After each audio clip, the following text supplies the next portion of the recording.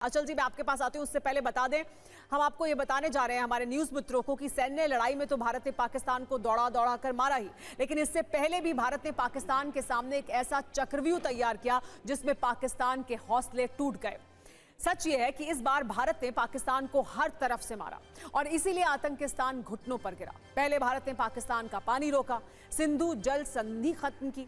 पाकिस्तान इस फैसले से बौखला गया, इसकी उसने उम्मीद नहीं की थी। इसके बाद सब तरह के व्यापार को रोक दिया गया, अटारी बॉर्डर बंद कर दिया गया।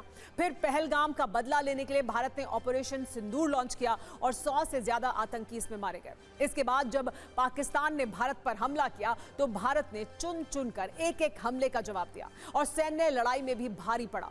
अब जब पाकिस्तान ये समझ गया कि भारत से जीतना नामुमकिन है तो वो अमेरिका के सामने सीज फायर के लिए गिड़गिड़ाया।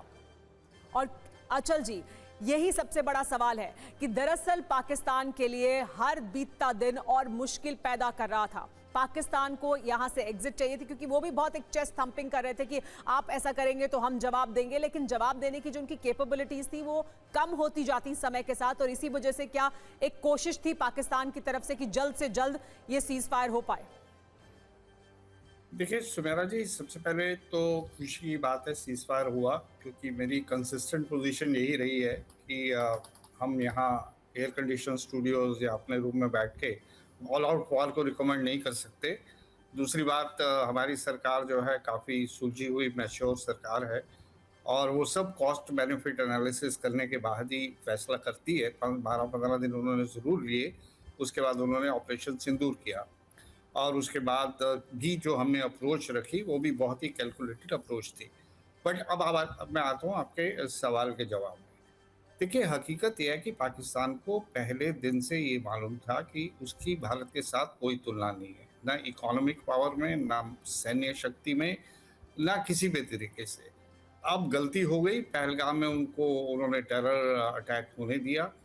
उसके बाद हमारा ऑपरेशन सिंदूर होने के बाद जो उनकी पाकिस्तान की आर्मी की रेपुटेशन को धक्का लगा, जो मुनीर ने इसे पर्सनल उसकी ईगो को झटका लगा, तो उसे अपने डोमेस्टिक ऑडियंस को एड्रेस करने के लिए कुछ ना कुछ तो करना ही था। आज जब उस कुछ ना कुछ करने के चक्कर में उसने जो थोड़े बहुत हमारे ऊपर अटैक किए, वो सिविलियन टारगेट्स भी करने की कोशिश करी, हमारे एयर बेसिस पे किए, और फिर उसने रियलाइज किया कि अरे ये भी कुछ काम नहीं कर रहे हैं कि हमारे पास जो भी सैन्य शक्ति जिसके दम पे हम उछल रहे हैं, चाहे वो चाइनीज एयर डिफेंस सिस्टम हो, चाहे वो ड्रोन्स हो तुर्की के, उसके लिए उसे काउंटर करना भारत के लिए शायद बाएं हाथ का खेल है। और फिर उसके साथ साथ ही हमने उनके एयर बेसिस को भी डैमेज किया। कुल मिलाकर उनकी तरफ से बीच बीच में आवाजें आ रही थी, उनके विदेश मंत्री ने भी कहा था भारत बंद कर दे तो हम भी बंद कर देंगे। भारत ने भी अप्रोच यही रखी थी कि अभी भी हम अपना right to defend and right to respond ही रखेंगे। राइट टू प्रीएम्प्ट अभी हमने भी उस फेज में नहीं गए। उन्होंने किया तो हमने उसके बदले में जवाब दे दिया। किसी हद तक शायद हमारा भी यही कैलकुलेटेड असेसमेंट थी कि इस लड़ाई को ऑल आउट वॉर में ना बदलने दिया जाए, क्योंकि उसके अल्टीमेटली नुकसान ही नुकसान है, देश के इकोनॉमी के लिए नुकसान है।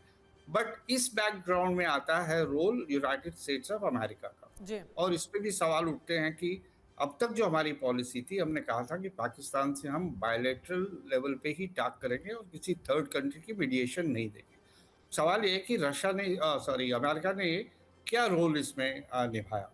मुझे लगता है कि उनका सबसे इम्पोर्टेंट रोल, हालांकि ट्रंप ने जिस तरह से ट्वीट की, सबसे पहले उन्होंने ट्वीट करी तो पूरा क्रेडिट उन्होंने अपने लिए लेने की कोशिश करी, जो उनका कैरेक्टरिस्टिक है, और वो अपने आप को पीस मेकर प्रोजेक्ट करते आ रहे हैं। लेकिन हकीकत यह है कि मुझे लगता है अमेरिका ने इम्पोर्टेंट रोल प्ले किया, सिर्फ इस हद तक किया कि उन्होंने दोनों तरफ बात करी और एक फैसिलिटेट किया कि जो लास्ट में उन्होंने बात करी थी कि दोनों साइड्स को कम्युनिकेट करना चाहिए। किसको कम्युनिकेट करना चाहिए, पहल किसे करनी चाहिए, यहाँ देखिए हमारा पलड़ा फिर भारी पड़ा, क्योंकि डीजीएमओ पाकिस्तान का फोन आया 3:00 पे और उन्होंने कहा कि भाई रोक देते हैं, और हमने कहा अच्छा ठीक है, तो रोक देते हैं।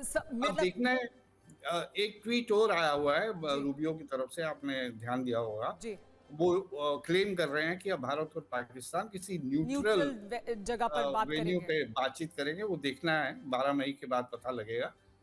बट मुझे नहीं लगता ये इंप्रेशन गलत होगा कि अमेरिका ने करवाया। एक हमने अपनी सोची समझी उन्होंने कम्युनिकेशन का चैनल ओपन किया, या वो बातचीत जो नहीं हो रही थी वो रोल उन्होंने निभाया, और वो अहम रोल था। वो बहुत कम्युनिकेशन का रास्ता खुलना जरूरी था, क्योंकि इस हद तक बात जहां तक पहुंच चुकी थी वहां पर उस तनाव को कम करने के लिए रास्ता खुलना चाहिए था। और पाकिस्तान के डीजीएमओ ने फोन किया, ये आप सही कह रहे हैं, तो गेंद उनके पाले में थी और उन्होंने उसको लेकर पहल की कि हम चाहते हैं कि सीज फायर हो।